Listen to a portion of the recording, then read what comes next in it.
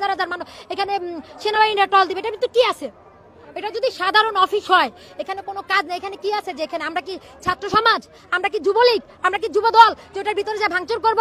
আমরা স্বজন হারা মা বোনরা এখানে দাঁড়াইছি স্বজনদের জন্য। আমরা কোনো রাজনৈতিক ভাবে দাঁড়াই নেই। এখানে কোনো রাজনীতির বড় কোনো নেতা আছে আপনি দেখেন? বলবে বিএনপি করছে এই কারণে নিয়ে গেছে, বলবে জঙ্গি করছে এই কারণে নিয়ে গেছে। জঙ্গি করুক, সে বিএনপি করুক, তাকে কি নিয়ে যাওয়ার সরকারের রাইট আছে? কোনো জায়গা নাই। সে শাস্তি দিতে পারে আইনি ভাবে, সে ফাঁসি দেখ, সে যাবজ্জীবন দেখ। আমরা যাব, আমরা দেখব, লাশ পাবো, আমরা জানাজা পড়াবো, মাটি দিব, ঘরের পাশে যাই মুনাজাত করব। কিন্তু গুম করার কোনো সরকারের নাই। এখন যে সরকারি আসছে কোনো জনগণের জন্য এরকম টর্চার সেল, এরকম কোনো তার মানে গুম ঘর, আয়না ঘর, হাওয়া ভবন এগুলা যাতে না থাকে। জনগণের জন্য সরকার, জনগণের জন্য সরকার, জনগণের সেবা দিবে সরকার। কিন্তু সেই জনগণকে কেন তারা আয়না ঘরে নিয়ে মেরে ফেলবে, গুম করে ফেলবে? তাদের হারও তার সন্তানরা পাবে না, তাদের খবরও তারা পাবে না। এটা কি সরকারের, এটা কি কোনো আইনে আছে? সে আসামি, তাকে আপনি থানায় দেন, ওইখান থেকে বের হলে হবে, নাহলে তার ফাঁসি হবে। কোনো আনলিগাল কথা হবে না, লিগাল কথা। সে আসামি, তাকে আপনারা আইনি ভাবে আনেন। তাদের গুম করার মতো কোনো ক্ষমতা আপনাদের নাই। এটা কোনো জায়গায় নাই, কোনো রাষ্ট্রতে নাই। আমাদের একটাই দাবি, আমাদের স্বজনদের যেভাবে হোক, যেখানে হোক, আমরা তাদের খোঁজ চাই। প্রত্যেকটা মা তার সন্তান ফিরে পাক, প্রত্যেকটা সন্তান তার বাবা ফিরে পাক, প্রত্যেকটা বোন তার ভাই ফিরে পাক। এটা ছাড়া আমাদের আর কোনো দাবি নেই। কোথায় থেকে কিভাবে হারিয়েছে? গুলশান থেকে হারিয়েছে, লোটাস কামালের সামনে থেকে। আমার নাম সামিরা। না, উনি রাজনীতি। দর্শক, আমরা কথা বলছিলাম গুলশান থেকে হারিয়ে যাওয়া একজনের সন্তানের সাথে, যে কিনা তার বাবাকে হারিয়েছে 12 বছর আগে। তখন ছোট ছিলেন, এখন তিনি বড় হয়েছেন, তিনি বিয়ে করেছেন, তার সন্তান হয়েছে এবং তার সন্তানও নানাকে দেখতে চায়। নিজের বাবাকে তো নিজে দেখতে পারছেন না, যখন সন্তান হয়েছে সন্তান তার নানাকে দেখতে চায়। আয়নাঘরে সন্তান পাওয়ার পর এভাবেই গুম হয়ে যাওয়া মানুষের স্বজনেরা এভাবেই আয়নাঘরের যে বিল্ডিংটি রয়েছে সেই বিল্ডিং এর সামনে এসে দাঁড়িয়েছেন স্বজনের একটু খোঁজ পাওয়ার আশায়।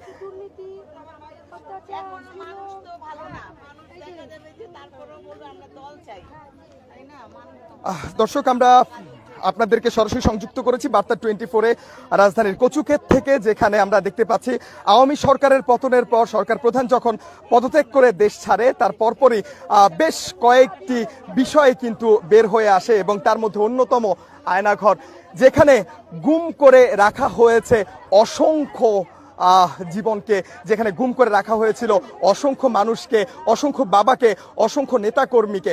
এবং সেই আয়নাঘরের খবর যখন প্রকাশ পায় তার পরপরই আমরা দেখতে পেয়েছি আজ ছুটির দিনে এই মুহূর্তে যখন মসজিদে জুম্মার নামাজ আদায় হচ্ছে, সেই সময়টাতে স্বজনেরা এই আয়নাঘরের সামনে তাদের স্বজনদের ছবি নিয়ে দাঁড়িয়েছেন। কেউ তার বাবার জন্য, কেউ স্বামীর জন্য, কেউ ভাইয়ের জন্য, কেউ সন্তানের জন্য।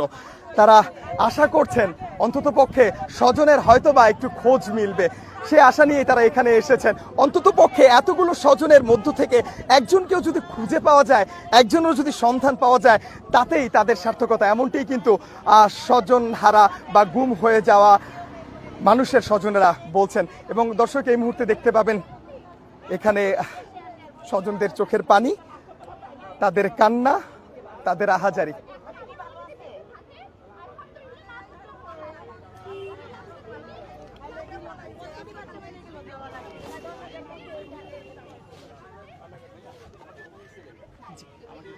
একটু আপনার সাথে একটু কথা বলতে চাই। আপনার হাতেও একজনের ছবি দেখছি, নাম শামীম হাসান সোহেল।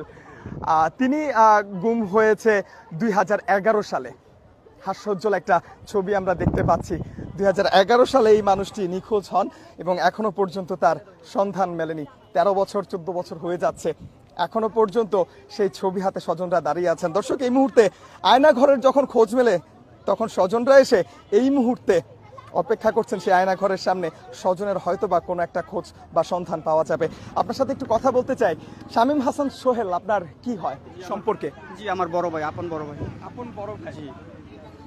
ছবি দেখে মনে হচ্ছে আপনার বর্তমান যে চেহারা, সেই চেহারা অনুযায়ী সে আপনার ছোট, কিন্তু সেই 13 বছর আগের কথা।